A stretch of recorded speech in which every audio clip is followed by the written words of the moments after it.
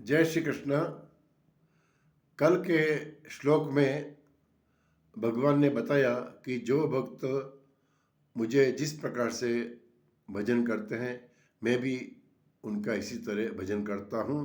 अर्थात जो मेरा जैसा आश्रय चाहते हैं वैसा आश्रय मैं उनको देता हूँ। फिर शंका ये होती है कि जब भगवान इतना सूरद है, दयालु है, दाता है, तो फिर लोग भगवान को छोड़कर अन्य देवताओं को क्यों भजन करते हैं, उनका पूजन क्यों करते हैं। तो आइए इसका उत्तर हमको अगले श्लोक में मिलेगा। श्रीमद् भगवद गीता अध्याय 4 श्लोक नंबर 12। कांक्षतः कांक्षन्तः कर्मणां सिद्धिं यजन्त इह देवताः क्षिप्रं हि मानुषे लोके सिद्धिर्भवति कर्मजा। कांक्षन्तः, कांक्षन्तः मतलब चाहने वाले, आकांक्षा करने वाले। कर्मणाम सिद्धिम मतलब कर्मों की सिद्धि, कर्मों का फल। यजंता मतलब पूजन करते हैं। यह मतलब इस लोक में, मनुष्य लोक में। देवता मतलब अन्य देवताओं को। क्षिप्रम मतलब शीघ्र ही मतलब निश्चित रूप से। मानुषे लोके मतलब मनुष्य लोक में, इस मनुष्य लोक में।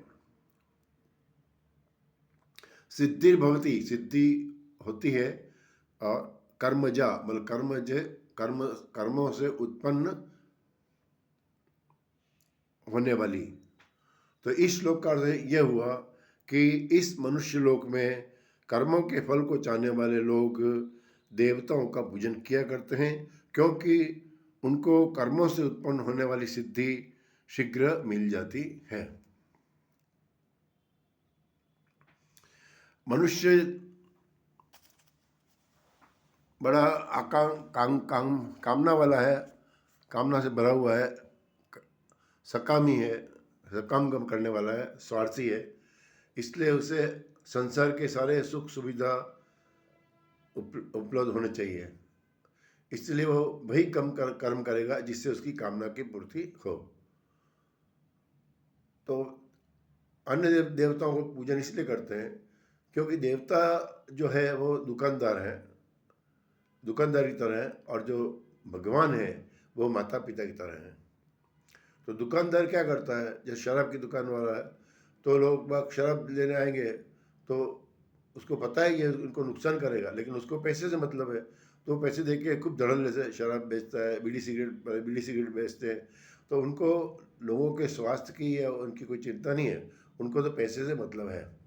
इसलिए उनकी पैसे दो और वस्तु ले लो। तो अन्य देवता लोग को क्या है कि ठीक है, अपने मेरा मेरा पूजन करते हैं, अपने इनकी कामना पूर्ति कर दो, इसलिए फटाफट कर देते हैं। लेकिन भगवान जो है वो माता पिता की तरह है।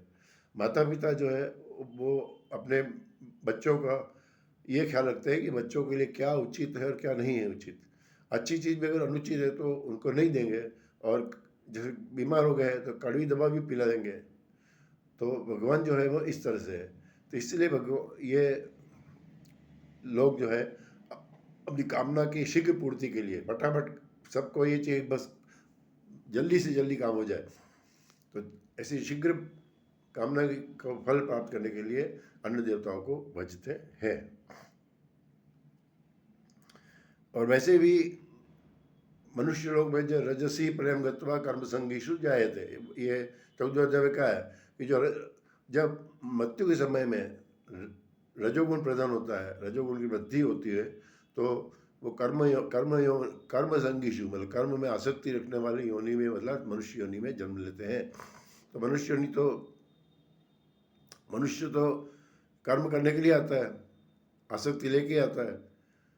तो इसलिए अपना उल्लू सीधा करने के लिए वो जिससे हो जाए उससे कर लेता है।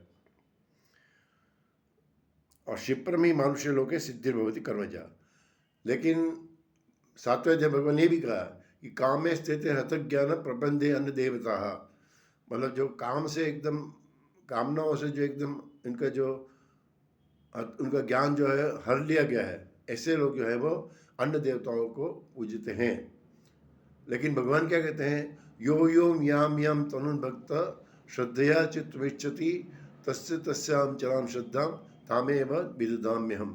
तो जो जो जिस देवता की पूजा करते हैं अपनी कामना पूर्ति के लिए, तो मैं उसी देवता के द्वारा, उसी के द्वारा थ्रू मैं उसकी कामना पूरी करता हूँ।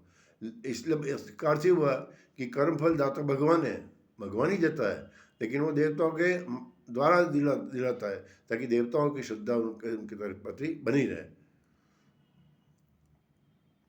तो इसलिए भगवान तो सूरज सर्व दाता दयालु सब है, तो वो तो बिना उसके भी दे सकता है, लेकिन हमें क्या है, कामनाओं से भरे हुए हैं, हमें इंस्टेंट लाभ चाहिए बस। हम जो सिद्धि दो तरह की होती है, एक तो लौकिक सिद्धि और एक आध्यात्मिक परलौकिक सिद्धि। तो ये जो सिद्धि जो है, अपन जो देवताओं से सिद्धि मांगते हैं, लौकिक सिद्धि है, हमारी इच्छा पूर्ति करे, हमारा सुख सुविधा मिल जाए, ये सब।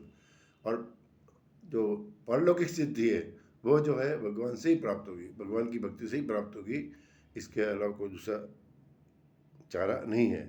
जय श्री कृष्ण।